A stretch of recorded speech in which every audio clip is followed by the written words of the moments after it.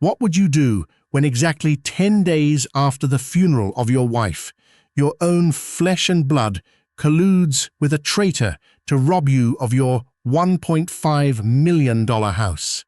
They thought cornering a broken widower was the perfect way to profit. Right in the middle of the marble-floored living room in the luxurious Zurichberg villa, my arrogant brother-in-law threw a forged will right in my face. He smirked, boldly declaring that the illegitimate child of his wife was actually the flesh and blood of my late wife, thereby forcing me to sign over 50% of the house.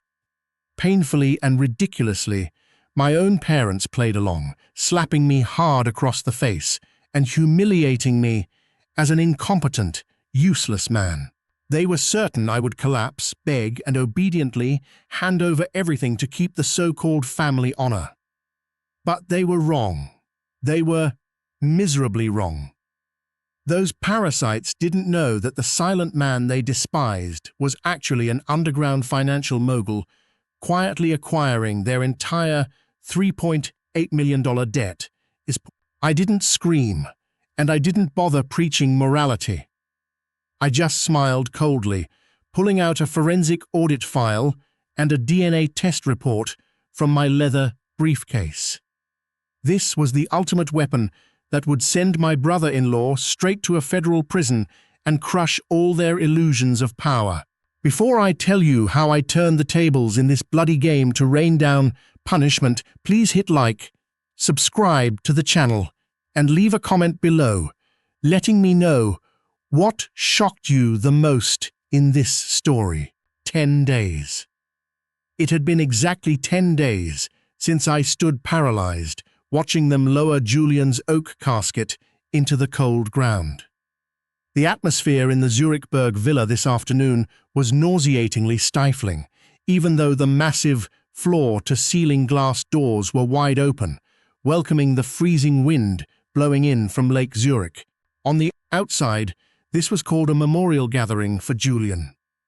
But on the inside, it was a stage reeking of money, where parasites were flaunting their power right over my unhealed grief.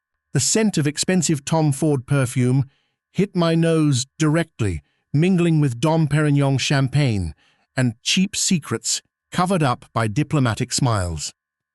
In the center of the pristine white marble living room, Lucas, my precious brother-in-law, stood holding a crystal glass, loudly presenting market fluctuations. He was an investment bank risk manager, but the way he flicked his wrist to intentionally show off his diamond-encrusted Patek Philippe Nautilus watch and the Porsche supercar key left casually on the table reeked of a flashy fraudster. Beside him, my younger sister Lara was holding her 1-year-old son, playing the role of a perfect mother, a fragile victim of the upper class. And of course, their support system, my biological parents, stood right behind them. My father, Klaus, the director of a prestigious NGO sponsorship fund in Switzerland, nodded proudly at Lucas's boastful words. My mother, Heidi, a woman fanatic about family image, continuously smiled and stroked her precious son-in-law's arm. I stood shrinking in the corner of the room, a crisis management director for a multinational pharmaceutical corporation. But in the eyes of this family, I would forever remain an underdog. A bizarre, stubborn daughter who chose an independent path refused to rely on the prestigious family label and was now a pathetic widow. I tightly gripped the mineral water glass in my hand, enduring and swallowing the humiliation. That was until my mother, Heidi, detached from the crowd and walked straight toward me. She didn't hug me. She didn't ask if I was able to sleep last night after my husband's passing. Her sharp, cold eyes swept over my plain black silk dress, lowering her voice into a venomous hiss. "Celine, couldn't you try to dress a little less like an unlucky dark cloud on your sister's happy day? You are ruining the family image." I swallowed the bitter lump down my throat, biting my lip without answering. My silence acted as a green light for Lucas. He stepped forward, a smirk not reaching the bottom of his eyes. He intentionally spoke loud enough for a few upper-class guests nearby to hear. "I'm really glad you could still drag yourself out of the house, Celine. We thought you were busy crying or handling some cheap troubles for your petty communication company. I heard business has been terrible lately. Anger began to boil in my veins, but I forced my face to be as flat as Lake Zurich outside. I looked straight into his eyes and told him that it was my husband's Memorial Day, and I wouldn't be absent for anything. But right at that moment, the sharp clinking sound of a silver spoon hitting a crystal glass cut off all noise in the room. Lara stepped onto the marble step, her face illuminating with a wild light. Over 50 guests fell silent. "Thank you everyone for coming here." Lara raised her voice, forcing out a perfect crocodile tear. "The past year was a year of blessings, but also full of tragedy. We just lost Julian, but he didn't leave completely. He left behind a legacy." She pointed her elaborately manicured finger directly at me, her eyes flashing with pure cruelty. "I can't lie anymore. This baby, he isn't Lucas's biological child. He is Julian's flesh and blood." A deathly silence descended upon the room. The air was drained. A guest dropped a silver fork onto a ceramic plate, echoing a harsh clattering sound. My own sister, standing in front of all of Zurich's elite, declared that she had slept with the husband I had personally buried 10 days ago. Before my brain could process that ultimate shamelessness, Lucas stepped up. He didn't look angry, like a cuckolded husband, at all. On the contrary, he looked like a hunter who had just caught his prey. He reached into his vest pocket, pulled out a thick document, and slammed it down hard onto the glass table right in front of me. "The story is true." Lucas's voice rang out like thunder, full of authority and arrogance. "Julian came to see me before he died, confessed everything, and wanted to make amends. This is his updated will." In black and white, Julian acknowledged the child and requested to leave 50% of the $1.5 million apartment in central Zurich to his own flesh and blood. He poked his finger straight at my face and told me that I was just a struggling hired worker who couldn't afford the maintenance fees for that apartment, he demanded. "I signed the transfer papers today." I looked down at the paper. A typed will, complete with a notary stamp and a signature that was forged to a disgusting degree of sophistication. They were backing me into a corner, using my own husband's death as an extortion tool. I looked up at my parents, expecting my father, an NGO director, with a shining moral image, to shut down this garbage play. But no, my heart felt like it was crushed by an invisible hand when I saw Klaus and Heidi step up, standing to shield Lara and Lucas. Heidi lunged toward me, her meticulously made-up face twisted in anger. She hissed through her teeth, asking how long I planned to humiliate this house. She called me a useless woman who couldn't even keep her own husband in bed, letting him run into my sister's arms. I opened my mouth to argue back, but I wasn't fast enough. Smack! My mother's slap landed hard, burning my cheek. The cracking sound echoed loudly across the silent living room. My cheek stung. The entire audience took a breath of horror, but absolutely no one stepped out to intervene. My father, Klaus, stood up straight, adjusted his silk tie, and looked at me with cold, disappointed eyes. "Sign the papers, Celine. Don't make things worse. This family won't allow you to drag our honor to court just for a house. Do the right thing for your nephew." They stood there, forming a massive wall of power, crushing me. Lucas smirked triumphantly. Lara trembled, leaning into her husband to play the victim. My parents were ready to become accomplices to a federal fraud crime just to protect the fake, luxurious lifestyle of their golden child. They were certain I would collapse. They believed that the pain of widowhood, the humiliating shame, and the family pressure would break me, forcing me to sign and surrender my sanctuary. But they had made a fatal mistake. The feeling of pain, endurance, and humiliation inside me suddenly froze. Every blood obligation, every moral boundary with the people in this room was officially severed. I raised my hand to wipe away the smeared red lipstick at the corner of my mouth from the slap. I didn't cry, I didn't collapse. I looked at the forged will, then slowly looked up, straight into the eyes of each and every one of them. And then I let out a soft chuckle, a sarcastic, cold, chilling laugh. It grew into a truly hearty burst of laughter, tearing apart their triumph. My smile caused Lucas's smile to freeze. Lara panicked and took a step back. The game doesn't end here. It has only just begun. The silence that engulfed the pristine white marble living room of the Zurichberg villa was not an ordinary silence. It was a deathly stillness, the kind of quiet that abruptly sucked all the oxygen out of the room right after Lara's cruel declaration echoed. This baby is actually Julian's flesh and blood. Over 50 guests belonging to Zurich's elite class were completely petrified. The string quartet in the corner of the room stopped abruptly, their violins hovering awkwardly in mid-air. An aristocratic lady, standing in the front row, dropped her silver fork onto a ceramic plate, creating a harsh, sharp clatter that cut through the atmosphere. The only sound left in the massive room was the rhythmic clinking of melting ice cubes in abandoned crystal glasses. My own biological sister, standing in front of Swiss high society, was crying and declaring that she had slept with the husband I had personally buried exactly 10 days ago.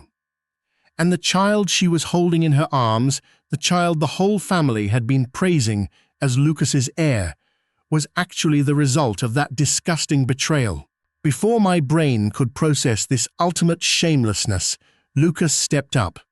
He didn't look angry, pained, or humiliated like a cuckolded husband at all.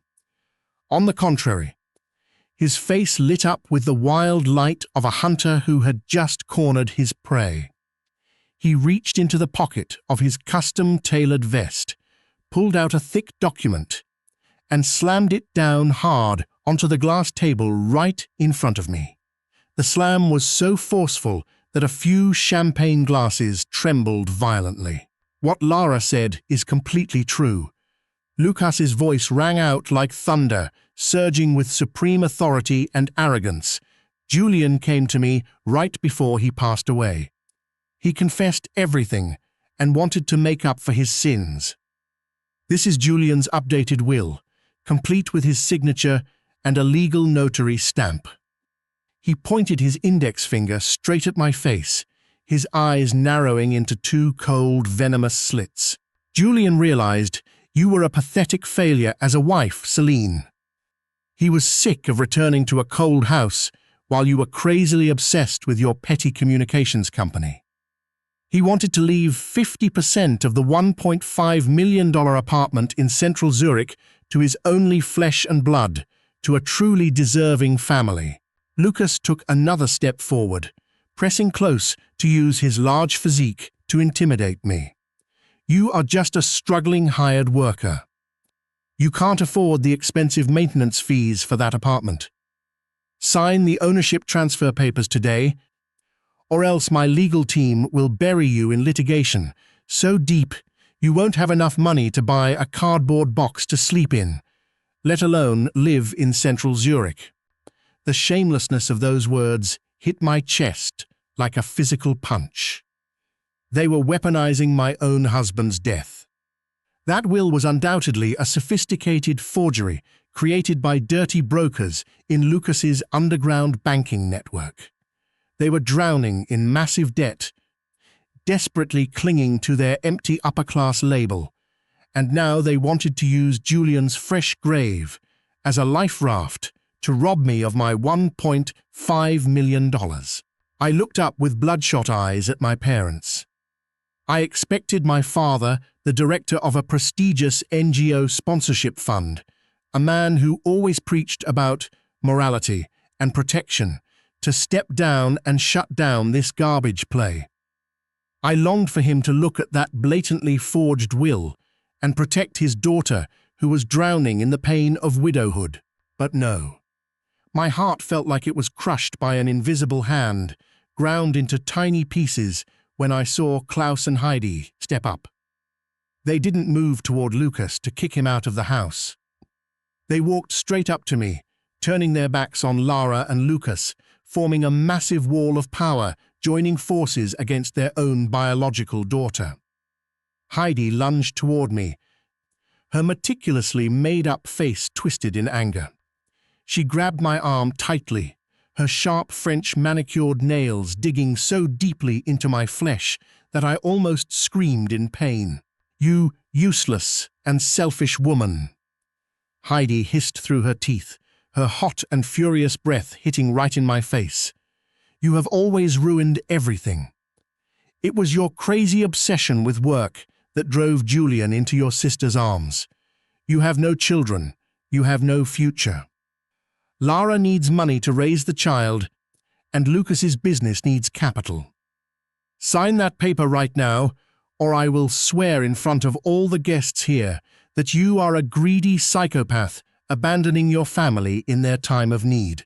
I opened my mouth to speak, intending to expose this disgusting hypocrisy. But before I could utter a single syllable, Heidi swung her hand up. Smack! The slap landed hard and burned my cheek, cruel and decisive. The cracking sound echoed loudly across the silent patio. My cheek instantly stung and my vision shook. The entire audience took a breath of horror. Shocked murmurs arose, but absolutely no one stepped out to intervene. The woman who endured the pain of giving birth to me had just assaulted me in front of all the Zurich elite, solely to protect those who were openly robbing me of my assets. I staggered, the metallic taste of blood seeping from the corner of my lips. I looked up at my father. Klaus stood straight, adjusting his expensive silk tie. His eyes held not even a single drop of pity for me, only cold disappointment and ultimate contempt. "That is enough, Celine. Don't make things any worse and uglier," Klaus ordered, his deep voice carrying the full authority of someone used to manipulating crowds. Julian was a generous man, and his desire to provide for the child is completely reasonable.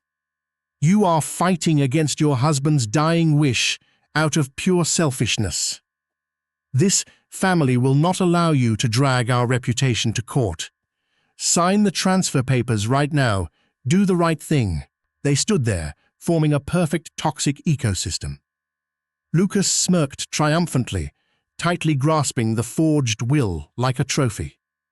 Lara trembled, leaning into her husband's chest, playing the fragile victim. My parents were ready to become accomplices to a federal fraud crime just to maintain their luxurious illusions. They were absolutely certain that I would collapse. They believed that the humiliating shame, the pain of losing my husband, and the massive family pressure would break me completely, forcing me to fall to my knees in surrender and hand over my home. But they had made a fatal mistake, an irreversible mistake. Right at that moment, the last straw broke the camel's back. The endurance of 28 years, the desperate desire for family recognition, the agonizing pain of betrayal, everything suddenly froze. The emotions inside me solidified and calcified into an absolute stillness, chilling to the bone.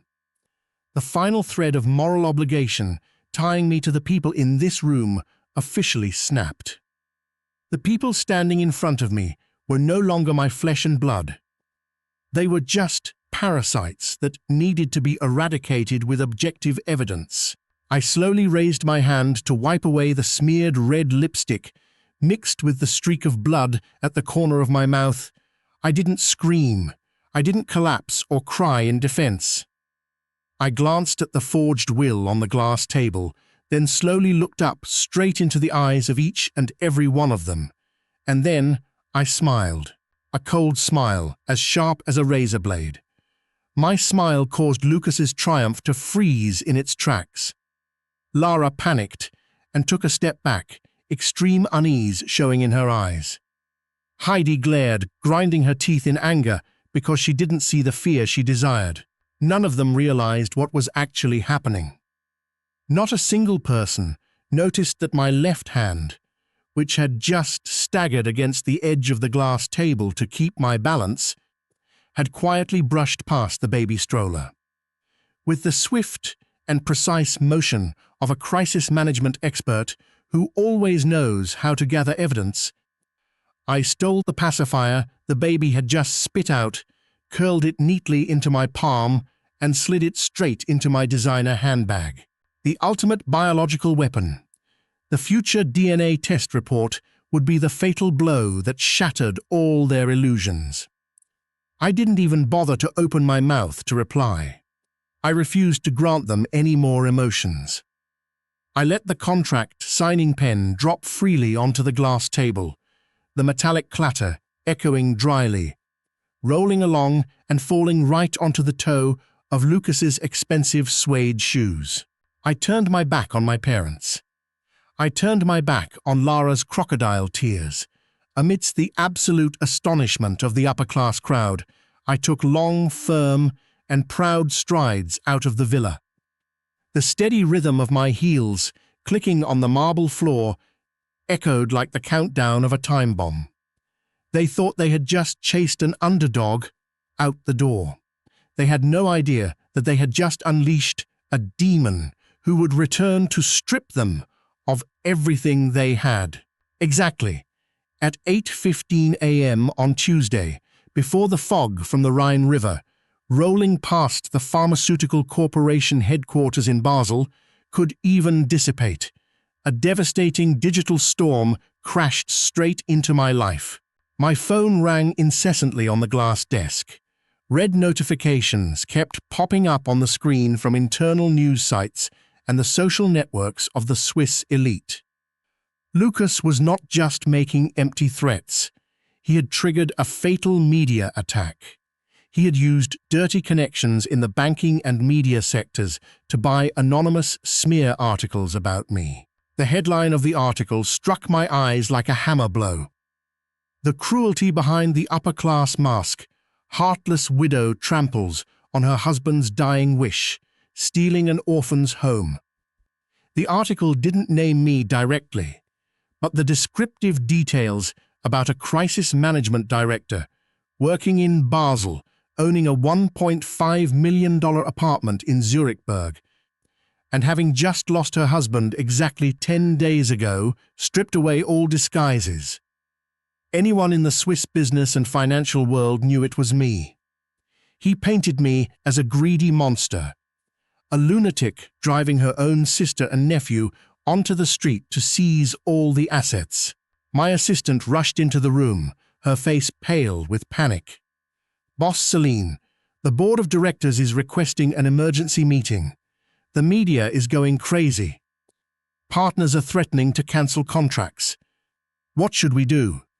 I took a sip of dark espresso, the bitter taste sliding down my throat.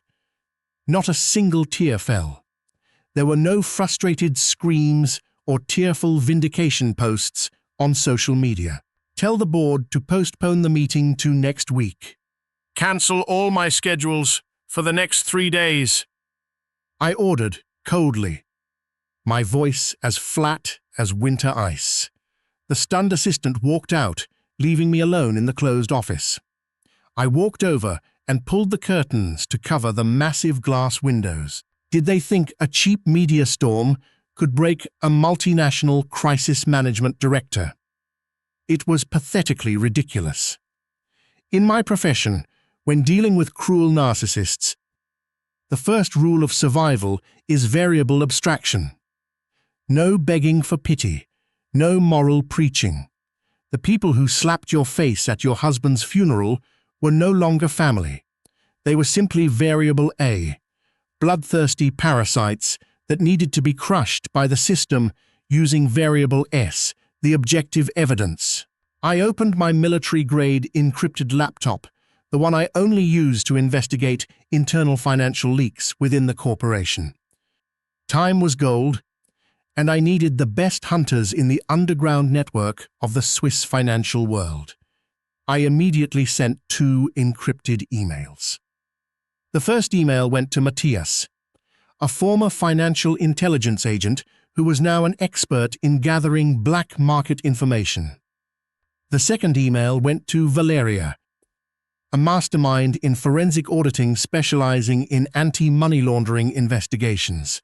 I need to expose Lucas's entire cash flow, I typed quickly on the keyboard. Every account, every loan, every shell company. Don't miss a single franc.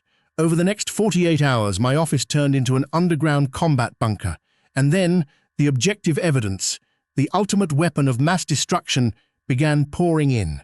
First was a securely sealed package from an independent private genetics laboratory in Geneva. I used a box cutter to slice through the tape, my heart rate still maintaining a chillingly steady pace. Inside was the DNA analysis report from the pacifier I had stolen from the mouth of Lara's child. The bold text at the bottom of the page struck my eyes, carrying the cruelty of absolute science. The probability that Julian is the biological father of the child, 0%. Lara had played the stupidest and most disgusting gamble in the world. She thought that because Julian was dead, no one could verify it. But she didn't know a deep medical secret, an agonizing pain that Julian had only shared with me during the long nights we held each other and cried. 5 years before meeting me, Julian had to undergo surgery to remove both testicles due to cancer. My husband was permanently sterile. It was medically impossible for him to have biological children. That will wasn't just a fake. It was a one-way ticket sending Lucas and Lara straight to federal prison. But to crush an arrogant man like Lucas, proving he was a cuckold, wasn't enough. He had to be stripped of everything. Early the next morning, the files from Valeria and Matthias arrived. I printed out the forensic audit report, and as I turned each page, a wild, chilling smile slowly appeared on my lips. The flashy velvet curtain of Lucas was torn to shreds. The precious brother-in-law, the man who always flaunted his diamond-encrusted Patek Philippe watch, and his presentations on investment bank risk management, was actually a money launderer backed into a corner. He didn't manage risk, he created it. The report exposed that Lucas was running a massive Ponzi scheme. He had set up a series of shell companies scattered across the Principality of Liechtenstein and the Canton of Zug, well-known tax havens. The most shocking thing was the glaring red debt figure on the report, $3.8 million. He had borrowed from black market credit funds and the most brutal underground syndicates in Europe to maintain his illusion of a royal lifestyle. His cash flow had broken. The faceless creditors were tightening the noose around his neck, ready to chop him to pieces if there was no collateral. That was exactly why he was so desperate that he forged a will right after the funeral. He craved to seize 50% of my $1.5 million apartment to pump blood and save his own pathetic life. My phone suddenly vibrated. It was Lucas. I pressed the answer button and turned on the speaker, letting his voice fill the silent room. "Do you like this morning's article, Celine?" Lucas's deep voice dripped with despicable triumph. That was just the prelude. "Unless you want your pharmaceutical company to fire you tomorrow morning for a rotten reputation, obediently drag your face to the Keller and Partner law firm at 2 p.m. today. Sign the property transfer papers, and I will have mercy and tell the media to let you off." He was laughing. An arrogant laugh of a man who believed he was holding the handle of the knife. He used my parents as a shield, use the baby as bait, and use the media for psychological torture. I took a deep breath, forcing my voice to tremble, creating the illusion of exhausted, surrendered prey. "You win, Lucas," I whispered, intentionally letting out a fake sob. "I can't take this humiliation anymore. You all have robbed me of everything. I will come to sign.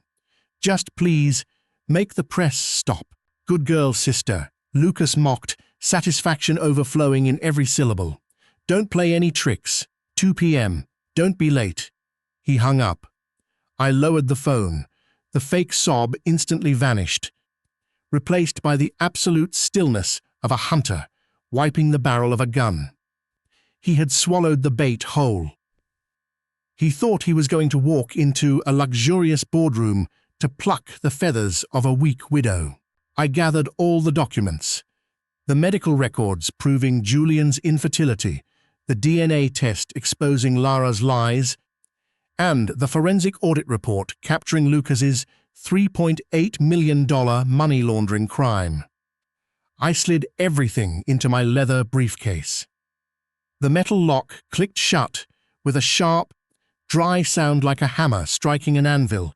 He wanted a legal battle. He wanted to use power to trample me. Fine.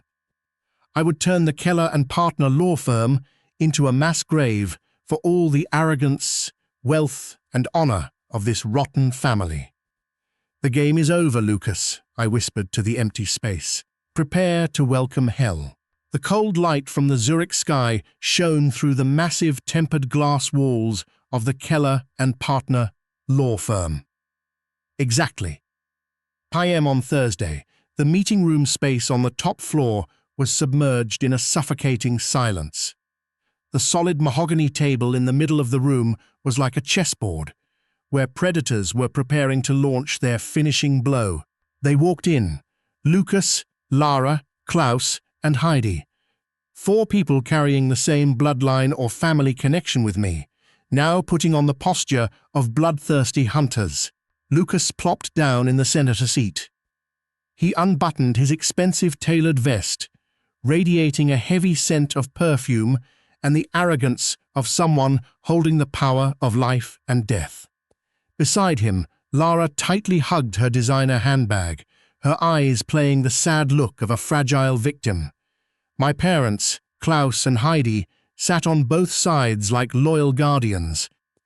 The look in their eyes toward me contained no parental pity, only cold judgment and ultimate contempt.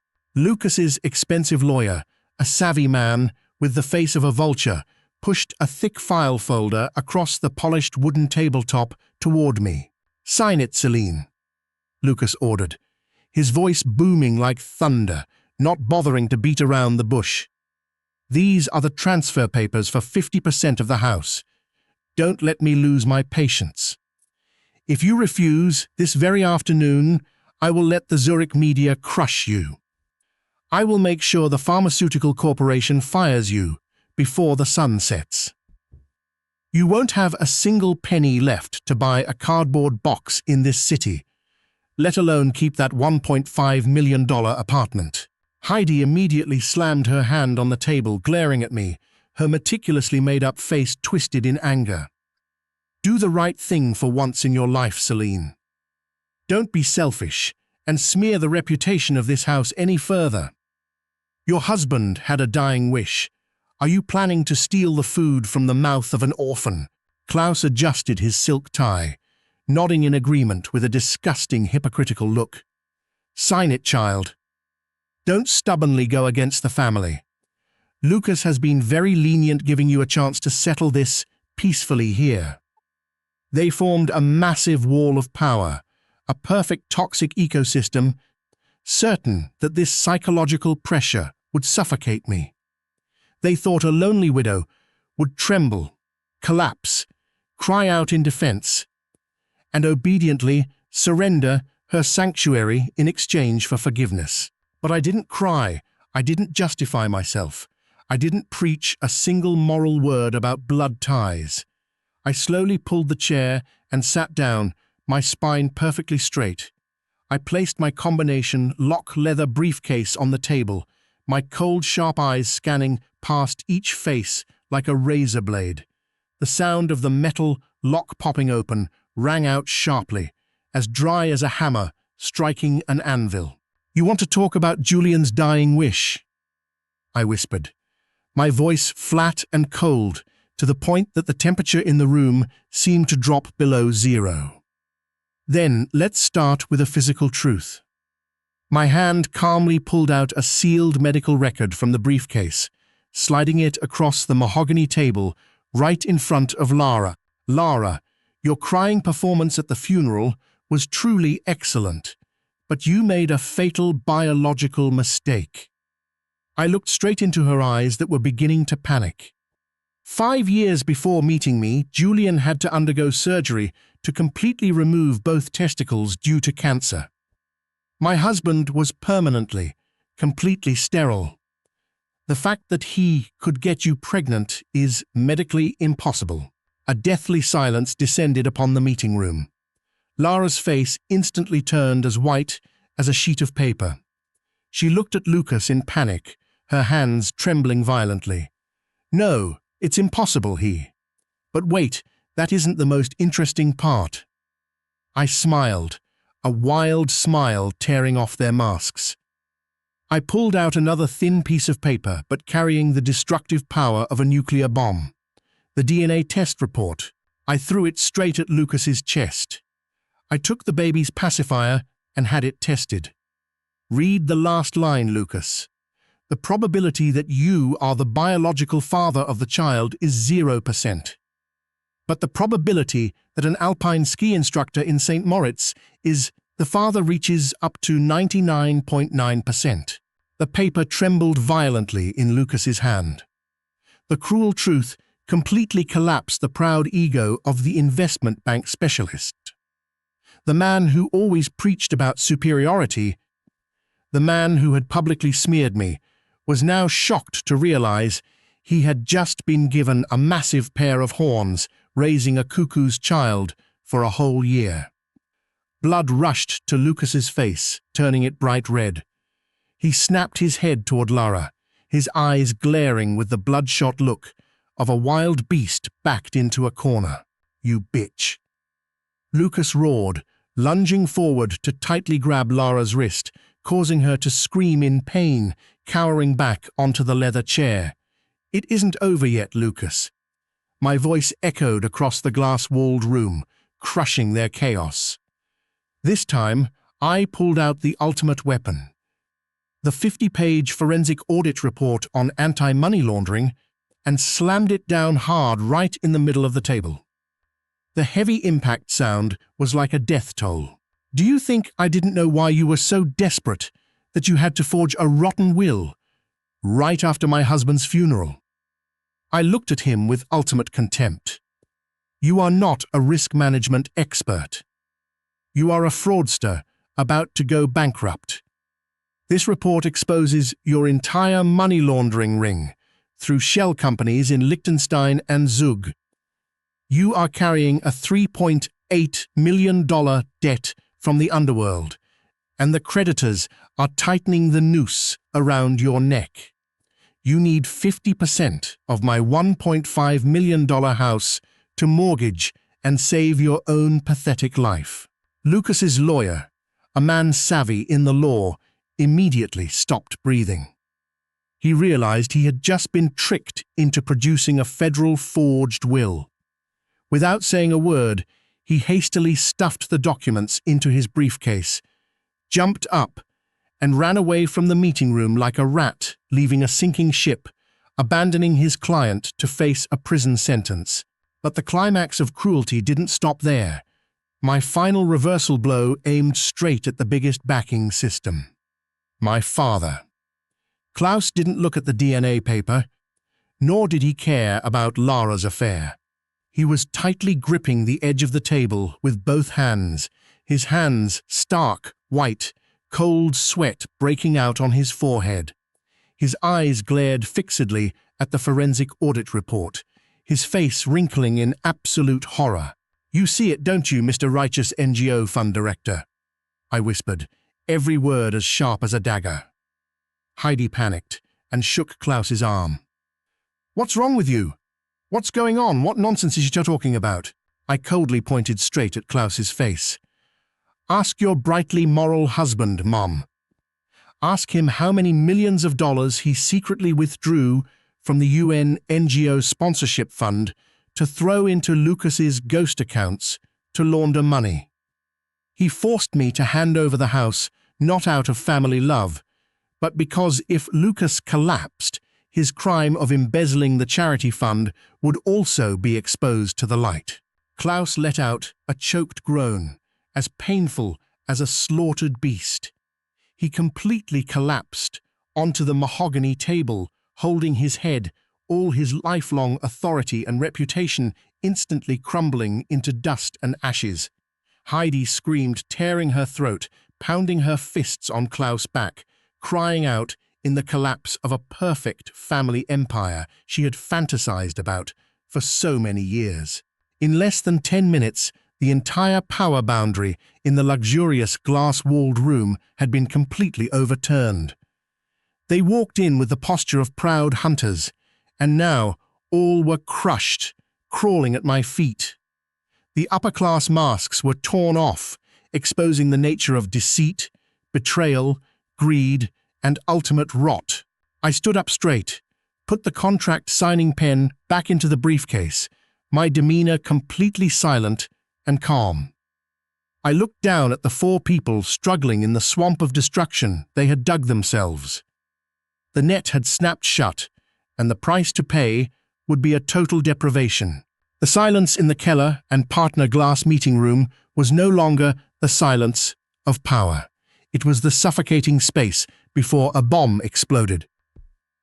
When Lucas's brain finally processed the cruel truth that he had been cuckolded, raising another man's child, and his entire illusory financial empire was exposed as a Ponzi scheme about to default, the animal part in this upper-class man completely broke out. The elegant shell was torn apart. He turned into a wild beast backed into a corner. "You promiscuous bitch," Lucas roared a wild roar, drenched in the smell of violence. He lunged across the mahogany table, his eyes streaked with blood, charging straight at Lara with terrifying speed. His 2 large hands tightly grabbed his fake wife's throat, pushing her hard against the tempered glass wall. Lara let out a piercing scream, her hands scratching wildly at Lucas's arms. Her meticulously made-up face wrinkled in sheer terror as her air was cut off. "You dare let me raise the child of a lowly skier? I will kill you," he hissed, spitting the most cruel curses into the face of my fragile younger sister. My father, Klaus, woke up from his financial shock, frantically rushing forward along with the lawyer to pull Lucas away. It took the strength of both men to pry Lucas's tightening fingers from Lara's neck. He struggled wildly, knocking the crystal water tray on the table to the floor. The shattered glass splashed everywhere, ice water splashing coldly onto expensive leather shoes. Lucas's lawyer stood panting, smoothing his messy hair. He looked at the forged federal will, looked at the money laundering report, and looked at the domestic violence scene that had just taken place right in his prestigious meeting room. With the sharpness of a vulture, sniffing the scent of a prison sentence, the lawyer didn't say another word.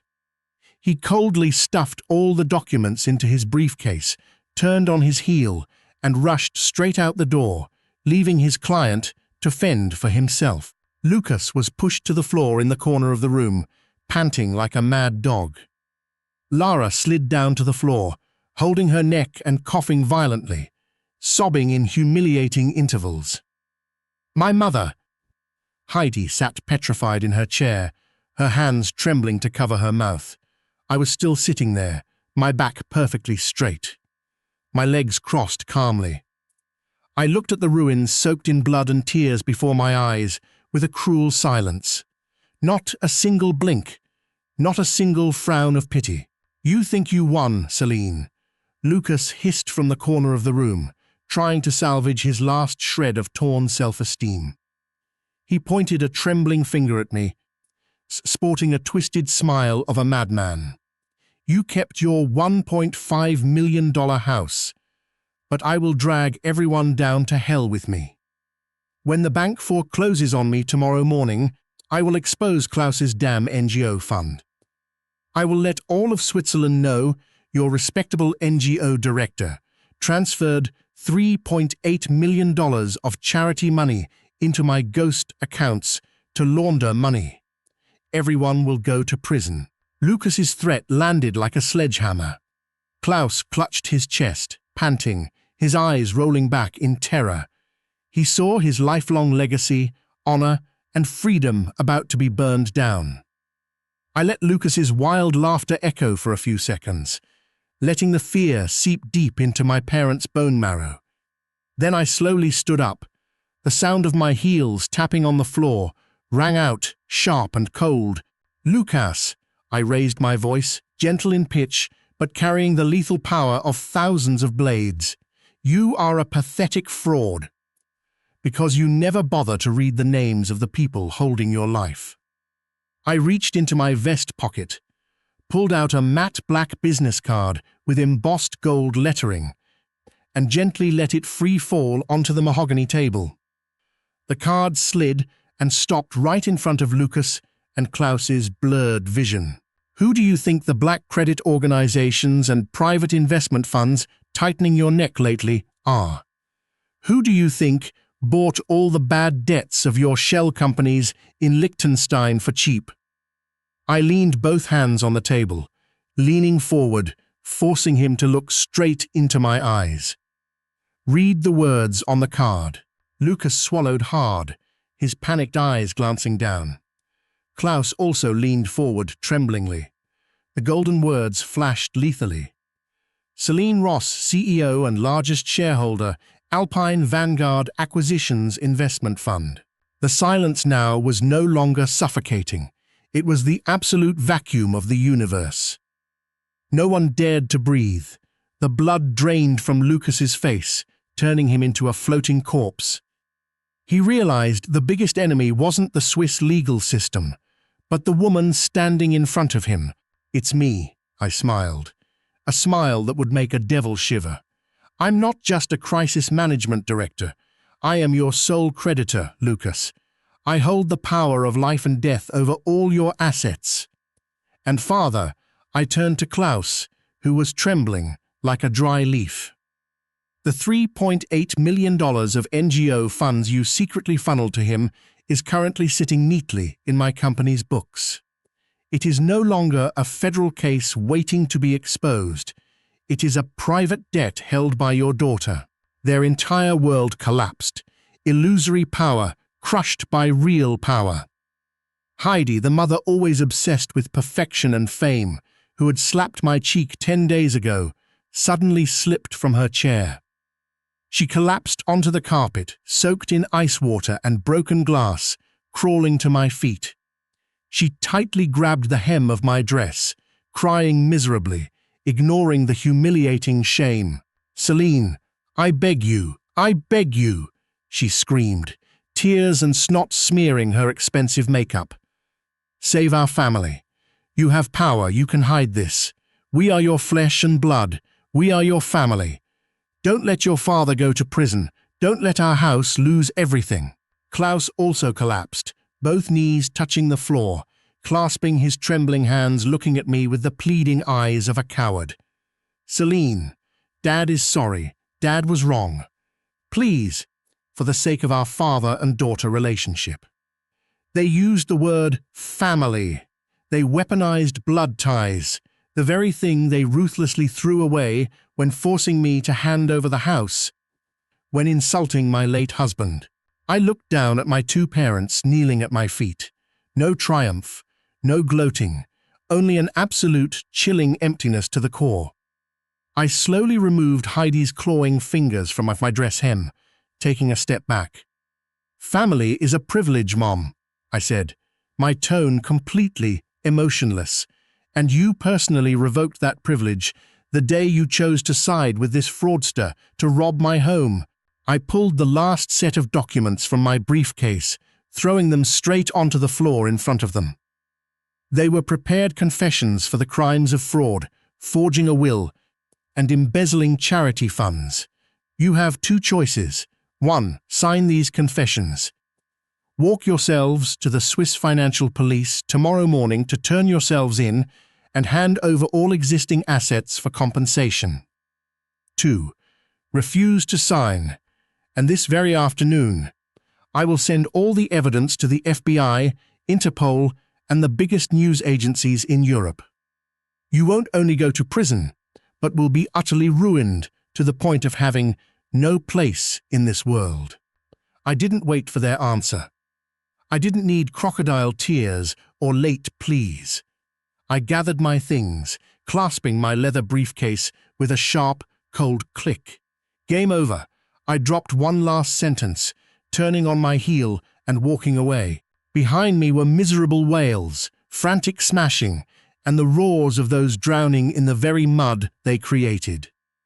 I walked through the tempered glass doors, not once looking back. The rhythm of my heels hitting the marble floor rang out proud, free, and strong. After the storm, the Zurich sky cast brilliant red rays at the end of the day. I sat on the velvet sofa in my $1.5 million apartment. Across the transparent glass was the quiet Lake Zurich, peacefully reflecting the distant mountains. In my hand was a glass of Pinot Noir shimmering with garnet light. Around me there was no longer the noise of lies, no longer the pressure of toxic expectations, no longer those exploiting the name of relatives to drain blood and flesh. The legal and financial system did its job. Lucas was rotting in jail, waiting for trial for federal fraud. My parents lost their entire fortune, facing probation and societal contempt. Lara became a penniless proletarian. They were stripped of everything, and me, I was reborn. For the first time in my 28 years of life, I took a sip of wine and felt absolute freedom. A costly silence, but absolutely worth it. A final message from Celine. Thank you for listening to the very last moments of this story. If you find that this story brings you some strength, please hit like, subscribe to the channel, and share it. And here is the advice I want to leave for those who have to grit their teeth and endure injustice from the very people called family. Blood ties aren't a license to abuse. Limitless kindness will become cowardice. You have no obligation to set yourself on fire just to keep ungrateful people warm. When backed into a corner, don't cry and beg for pity. Stand up, gather evidence, keep your heart very cold, and let the truth crush them. Your survival, your freedom, is the most beautiful victory. See you in the next stories.